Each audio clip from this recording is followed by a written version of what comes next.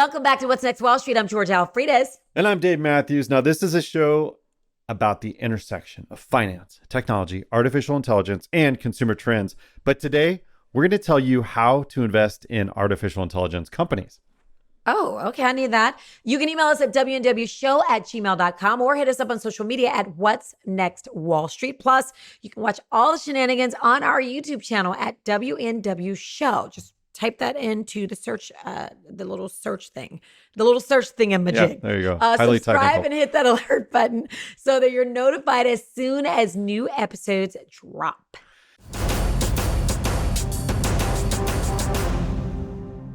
Hey, everybody. Delta Airlines will be offering flights with views of the total eclipse of the heart on April 8th, which is one day before my birthday. So that'd be a great gift for me, Georgia. That's so cool. Seriously. Now, one flight is specially designed to follow the path of totality.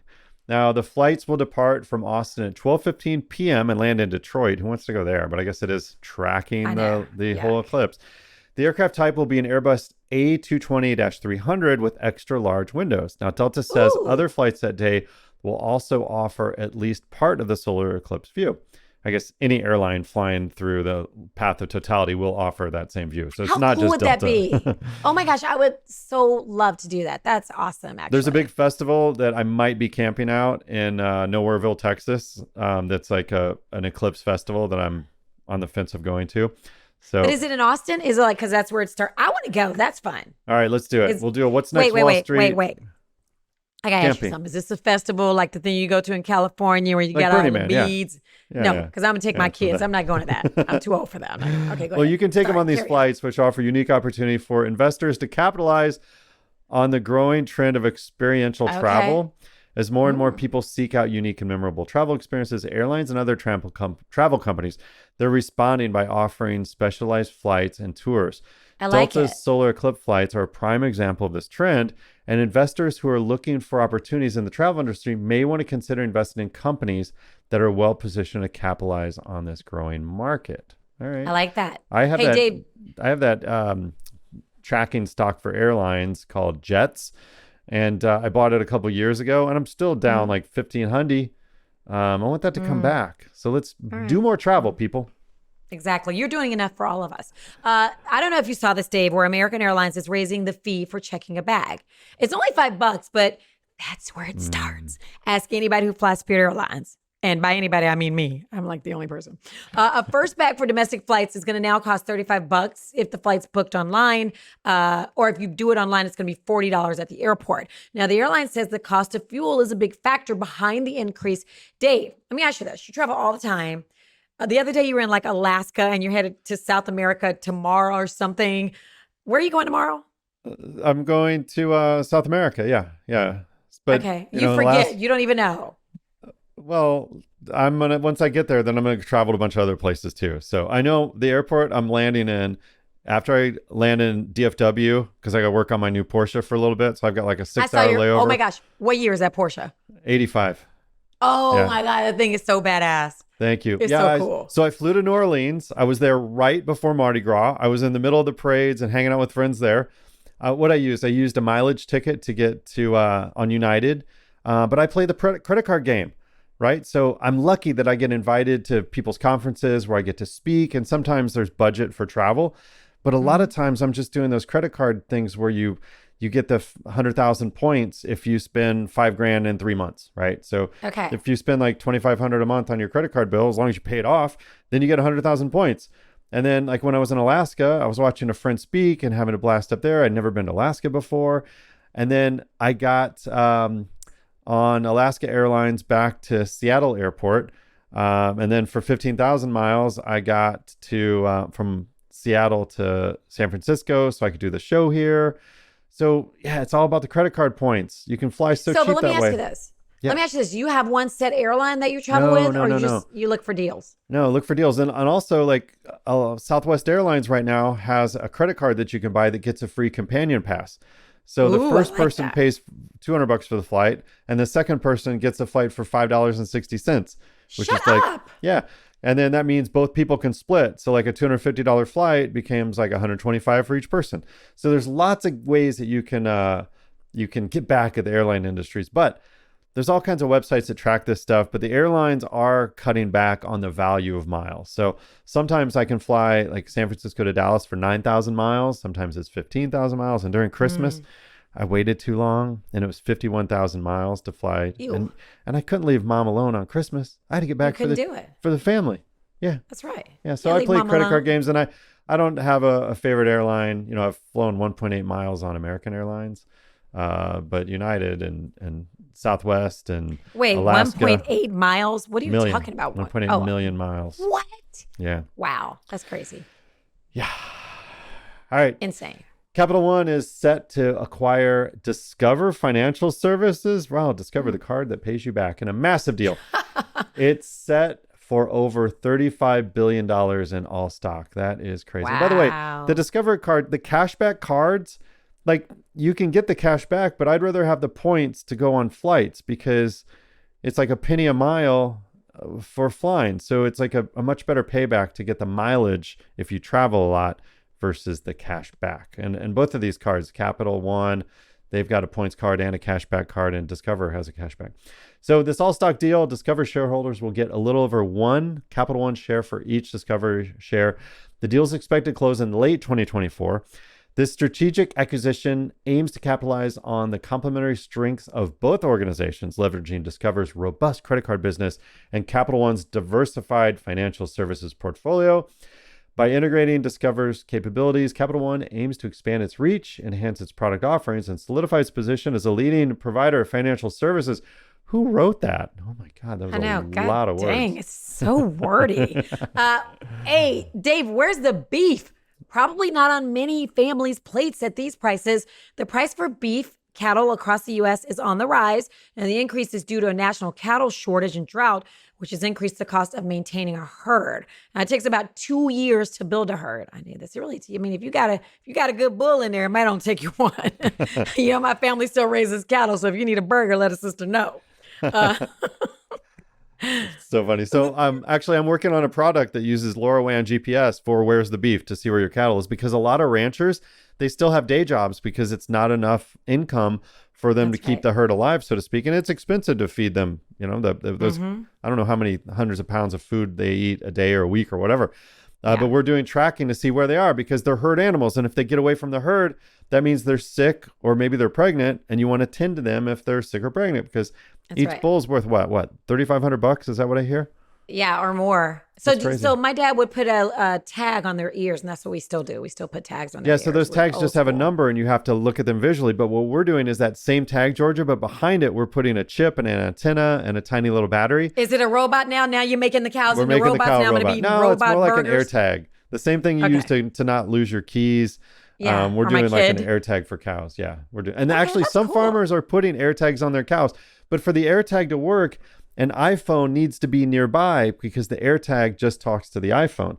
And what we're doing can talk in a free pasture over a radio wave called LoRaWAN. So if you want to know about my cattle project, I want to know about it. I'm so serious. Cool. All I right, mean, we don't lose a lot of cows. We have ours in, but sometimes they do, if one, here's the thing about cows. If one gets out of the pasture, the others follow. They follow. Yep. So, the grass is always greener on the other side. That's honestly true. That's really what cattle thinks. That's right. And that's cool. If they're not going to water, I say that as I need water.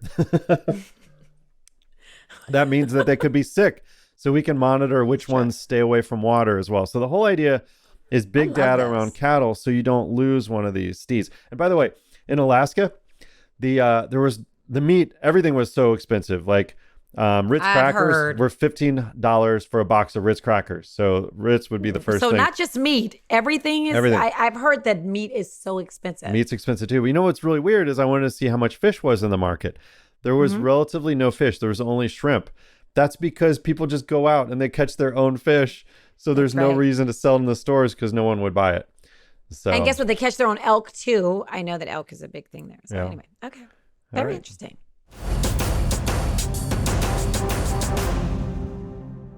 This pro tip is brought to you by OptionsPlayers.com. Here are some key trading points for you to keep in mind. Liquidity is like the highway to smooth trading. It ensures your orders get filled at sweet prices, saving you time and money. Tight spreads and low slippage are like your best buds, helping you keep more of your hard-earned profits. Volatility is the wild card. It can lead to big wins, but it also comes with more risk. Knowing the trading volume is like having a crystal ball. It gives you a sneak peek into what the market's up to, which can help you make smarter decisions. In a nutshell, these factors are like your trading superpowers. They help you navigate the markets like a pro. Grab those profit opportunities and keep your risks under control. We hope this reminder helps you stack up those gains like a boss. If you're a business owner or a team leader, you are undoubtedly juggling a million things, and finding the right people for your team can be a big challenge. But guess what? We got a game changer for you. LinkedIn Jobs. It's not some job board. It's like having your very own hiring fairy godmother. Godmother. All right. With a billion professionals in their network, LinkedIn is where the magic happens. You can get access to top-notch candidates that you wouldn't find anywhere else. Let me tell you, hiring is so easy when you have a pool of quality candidates to choose from. In fact, 86% of small businesses snag their dream team member in just 24 hours. You know what? That's quicker than deciding on what to order for lunch. Seriously. LinkedIn Jobs gets it. Small business owners wear a lot of hats, and finding time to hire can be really tough, but LinkedIn understands the struggle, okay? So they're always cooking up something new to make your life easier. They even launched this new awesome feature that helps you whip up job descriptions in no time. Who wouldn't want a tool that practically writes your job posts for you? It's like having a personal assistant for hiring. Exactly. And that's why 2.5 million small businesses are already on the LinkedIn Jobs secret. So here's the deal. If you're ready to level up your team without breaking a sweat, just head over to linkedin.com/WNWS. That's linkedin.com/WNWS to post your job for free. Terms and conditions apply. All right, this is the part of the show where we get to hear from you. You can always hit us up on social media at What's Next Wall Street. Comment on our YouTube page. We love those. Or email us at WNWshow@gmail.com. This first email is from Brock on OptionsPlayers chat, who wants to know, will the Apple Vision Pro devices be like the HomePod or more like the Mac as far as adoption? Well, let's think about that. The Mac, what are they? $999 for an Air, up to $5,000 if you want the most awesome one. The Apple Vision Pro, which we talked a lot about last week. So tune into last week's show where I did a deep dive of the Vision Pro versus the Meta Quest Pro. And then you've got the HomePod, which I've got these all over my house. I love these things. These are Apple's little speaker where you can just yell at Siri. And Siri, tune in later show where I'm going to talk about where she's going to get smarter with AI. And she was really the first that came to market. But these things are like $99. And you can put them all over your house and you can play music everywhere. That's awesome. You can set timers with them. You can ask for the weather. You can see what the forecast. Why don't I have those all over my house? Why don't I? Why am I just not, why don't I have them? Those are great. I think they're cool. And I don't know why you don't have them. They even tell you the temperature. You do. It's called your phone. That's true. Yeah. Yeah, that's true. Your phone has Siri in it as well. When is your phone? I don't care what you do. You got your phone. You be in the shower. Your phone is probably like right there on the edge of the bathtub or something. Okay, believe it or not, Greg, that's not me. Half the time, I don't know where my phone, I mean, I know this is very surprising to y'all, but half the time, I don't know where my phone is. The battery's dead. And it's kind of how I like it. Like my husband has his phone glued to his body. I don't. He's like, why aren't you answering your phone? I'm like, I don't even know where my phone is. Somebody call me. Somebody FaceTime me so I can find my phone. So it would be. Well, I think that's when Brock was asking about the adoption for the Vision Pro. I think that's exactly, it's a generational gap. So that there is no real purpose for the Vision Pro besides having a cool gadget. So right now, what are VR used for? Games. Everything else is just, extra. It's not going to have mass use. Gaming. So now, I think last year, I don't know how many people were VR gaming. It was like really high millions, like 50, 60 million. So you're talking about the younger crowd that's actually getting into the metas and whatnot, gaming with it. And of course, it's not what it's going to be later when it's really awesome, but it is there. So as they continue, they get used to having these weird things on their heads and they become older.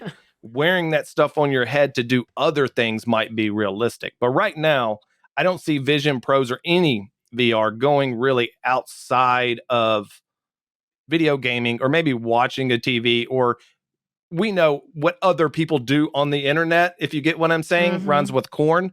But other than that, I don't see a real adoption for it until those individuals that were those early adopters in VR get used to it and they get older and it spreads. I just don't see a bunch of 30, 40, 50-year-old walking around with VRs on their head. And now I can't get that picture out of my head. Somebody doing that. Wow, they got the thing on their head. Thank you for that, Greg. This next email comes. That's going to be the number one moneymaker. I promise you. I'll bet you. Now that you say it, I'll bet you. This email comes from Amy in Syracuse, New York, who wants to know if Greg thinks the U.S. will bring tariffs to penalize China stocks this upcoming year, or is it just a threat to look like the current administration is getting tougher on China? What do you say, Greg? I guess that's a political bomb right there. I don't know what they're going to do I have no idea. Like, because thanks a lot, Amy. Even if he says he's going to do it, he might not. And I say I mean he, she, or whatever. If they're a politician and they say they're doing it, that don't mean anything. All right. So tariffs were put on China. There's always been some form of tariffs, but we're really going back to the 2018-19 Trump tariffs, most likely. And they were extended by Biden. He didn't cut them off, but there's always been loopholes for these. And then I think the biggest threat to China is more on the, I guess, I don't know the exact word, the microchip side of it, right? What is allowed? But then you have dual purpose. So if it could be used for this, it might be able to use for military. So there's loopholes there too. So I think the only real damage to what China's going to see, I mean, they don't really need us that much. It's the microchip. And we see that in companies like Baba and everybody else that were trying to expand their AI, but now the worry is they're not going to be able to get these chips from some of these American manufacturers and whatnot. Okay. But thanks, Greg. If you have questions, we've got answers, or at least Greg does. Email him at greg@optionsplayers.com. And of course, you can hit us up at WNWshow@gmail.com. Post your questions and comments on social media at What's Next Wall Street or on our YouTube page, or email us at WNWshow. Thanks, Greg. So how do you invest in AI when it seems that the only are getting private investments where you have to know somebody? Well, with companies like OpenAI getting most of the press these days, with venture firms Thrive Capital, Sequoia Capital, Andreessen Horowitz, those partners, and even K2 Global, they're agreeing to buy OpenAI shares in a tender offer, valuing the company at around $29 billion. And this is going to allow employees to sell their own shares a little bit early too, before a big exit. Now, last week, Sam Altman, the once ousted then reinstated CEO, is claiming the company is worth around $80 billion. So these numbers are all over the place. And that's okay, because OpenAI announced the launch of Sora, a tool that can generate actual videos from text. Also, they stated that GPT-4 was capable of deep memory, so the chats that you make with it can be remembered. So, Georgia, what this means is you really have to be nice to the AIs now, because the machines will not forget. By the way, OpenAI has an app for the phone that you can download that's pretty cute. We launched it last night, and we launched two of them, one on his phone and one on my phone, and we had them talking back and forth. And then at the end of 15 minutes, we're like finally getting too sleepy. Like, we have to shut this off. And I said on his phone, I go, what was that conversation about? And ChatGPT said, it was a really nice conversation that I had about being able to be open and being able to help you, and just like totally hallucinating. It was fun. I'll have to post that video, but it's a 15-minute video talking to each other. So this is our future. So just like Starlink and SpaceX are a hot, impossible investment ticket to invest in, there are actually several ways to invest in AI. And by the way, with SpaceX and with Starlink, I guess you could buy Tesla stock. That's a derivative of some of Elon's work. And then he has Neuralink, which is poking wires into the brain that we talked about in the last week's show. So look, we're covering this stuff every week on What's Next Wall Street. So keep listening to the show. We're going to get you in there if we can. But if you watch the Super Bowl, you saw Microsoft's Copilot advertisement. Do you remember this one, George? It wasn't as fun as some of the other ones. But that Microsoft Copilot is using the OpenAI ChatGPT engine, which Microsoft invested $10 billion into. And think about it. That's a lot of money, but all that money needs to get paid back. That was part of their deal. You see, It was really just a poison pill to keep Google from buying out OpenAI, taking the team and then taking the lead in the space. So wow, all that, and I don't even remember the commercial. Yeah, Copilot. It's an app you can download. It's kind of cute. You can play with it, or the ChatGPT app. What do you do? What is it? It's just a different chat. It's a different kind of Siri, right? So it's Okay. But I'll talk about that Siri's element in this in a second. So you at home, Okay. you can buy Microsoft stock, and that allows you to A, get into the OpenAI play, and number two, it's a sure thing that Microsoft is going to get paid back. And there's another benefit in there as well. If the OpenAI shipped like it did last December, Microsoft then has a head start on getting their own AI LLM, which is a large language model tech, from lessons that they've learned through this partnership. Now, don't discount this from happening, as startups are super volatile. Now, I was in the room with Sam Altman in December, the night before he got fired, and he said he had to leave for a phone call. Next day, he was on the street, literally, and Microsoft offered him a job and his executive team there too. It was only when the majority of his team at OpenAI said on Twitter that they were going to leave if the board did not reinstate Sam. So the board brought him back. That doesn't happen very often. Now, Sam wants to get into the chip fabrication business, and that's going to take billions of dollars. Like even Apple, they had to buy a company called Intensify, an ARM chip design company, for their initial A4 designs, which they're now up to the 17th version of their chip. And it's inside of every iPhone. It's inside of all the iPads now, and even MacBooks, which reduced Apple's dominance for Intel chips. Now, Intel, they're really the slacker here.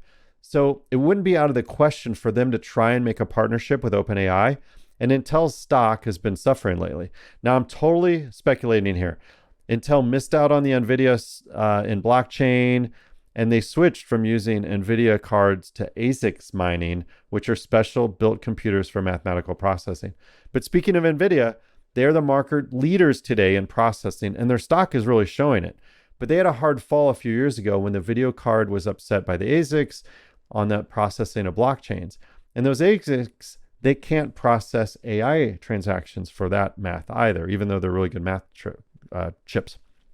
So the time will come for AI processing to move into special chips, and that's what Sam Altman's trying to do right now. So if NVIDIA doesn't get in on that, stock's going to go down unless they're the ones that maybe have a partnership with OpenAI. So OpenAI, with all their cash that they're raising, is really in the catbird seat now. They could partner with any number of these companies like ARM, Apple, Intel, you name it. But Apple has a couple unique chips that they call their neural engine in the iPhone. And recently, they've leaked news about iOS 18, which will ship on the next version of the iPhone, which is September. But developers get an early look at this iOS 18 that'll happen in June. And AI obviously is going to be a big push for Apple in the next few quarters. Now, AI on Apple typically would not run on the device itself, but in the cloud. So AI, you need that large compute. But Apple, they're all about this idea of if it happens on the iPhone, it stays in the iPhone because of the security. So it's the opposite of Vegas, right? This could be a big differentiator for Apple with some of their chips that they can run AI on the device directly. And look, since the last decade, you can't go wrong on buying Apple stock. Oh, and it was Apple that started the intelligence on device connection and communication back in the day. They bought technology from Stanford Research Institute, SRI. In 2010, you could ask Siri, which we talked about on that last question from the viewer, where you could hide a body. And she literally answered with some ideas for you. Like, do you remember that? Those Easter eggs that Siri had? That's so crazy. Yeah, nowadays the LLMs are hallucinating and add to real expenses by the companies that employ them. Like the chatbot from Air Canada that said bereavement flights could be refunded in full. Did you hear this? So yeah, the guy got his money back, right? Yeah, so, that's right. I knew that though. Yeah. So look, this isn't as bad as the initial ChatGPT responses that told you how to make a Molotov cocktail. All the guardrails they're putting on large language models right now, they're trying to keep like the chatbots from not going. But even last week, OpenAI's ChatGPT 4 was spewing out nonsense to users due to a coding error. But this is not going to be something that goes away soon. Like this is the infantile. This is like Web 1.0 when we did that show back in the 90s, George. And what was the name of that show? I keep forgetting about it. That Talk Live. Oh, I that think. one. Oh, good. You can check out those shows on YouTube if you want to see some OG Georgia and myself and Oh some my other gosh, characters. we were little babies. Yep. So, but back in the day, remember when everyone was getting on Twitter, you saw the fail whale, right? Twitter was down, but that's before Elon ran everybody off and renamed it to X. Or what about the times when you tried to log on to Facebook and you weren't able to send a message to your friends? That's back when the like button mattered, but think about it. These large language models require powerful computing platforms for AI decoding. You can get them to run, although they typically don't run in your own PC. You can run LLMs on your own computer. And look at the latest stock price for NVIDIA. It shows that the large compute processing go their sale of the video cards is driving